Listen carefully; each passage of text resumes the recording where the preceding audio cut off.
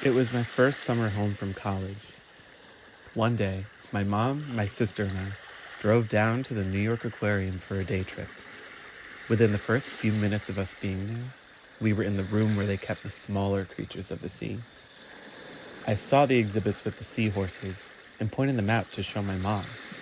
My sister was over by the jellyfish, watching them float up and down, mesmerized. Look, aren't they so cool? I said. My mom agreed, nodding her head, but she kept staring at them, waiting for one of them to move. She then said, "Wow, are those real?" I laughed a little, but I got it. Sometimes they have dioramas set up to show certain animals that are either extinct or not in the aquarium. Yeah. What do you mean, are those real? I chuckled a little bit before my mom responded. I don't know, I've seen pictures of them before. I always thought they were like a unicorn or something. I didn't know they were real. It really looks like a horse. A horse of the sea. It's my favorite animal, I revealed. Really? They look so weird, so otherworldly, my mom said. Exactly. We talked about them for a little longer before we moved on to the jellyfish, where my sister continued to follow where they floated. I've always felt a connection to the seahorse. They seem out of place, resembling an animal on land yet submerged underwater.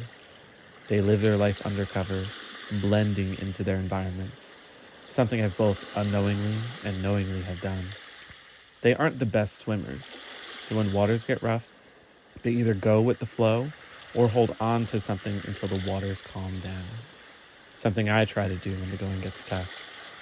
Even without all of that knowledge, this beautiful fantasy creature living in the real world is special to me. Years later, for either Christmas or my birthday, I can't remember which because they're so close together, I opened a box and it was this crystal figure of two seahorses. She remembered my love of them from our trip and discovered how hard it is to find something that resembles them that doesn't scream beach. I hope you like it.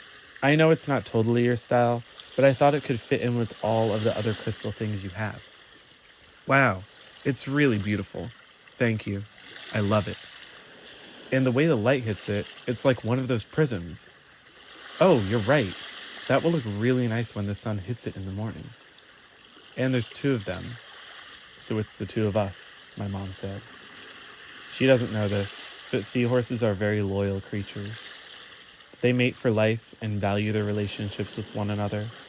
They are excited to greet one another in the mornings and hold tails to affirm their love. Looking at this crystal figure, I can feel my mother's love for me. I can feel the excitement she must have felt when she saw this. I can feel her preparing to justify it to me, to sell me on it, when it didn't need to be sold at all. It's so special to me.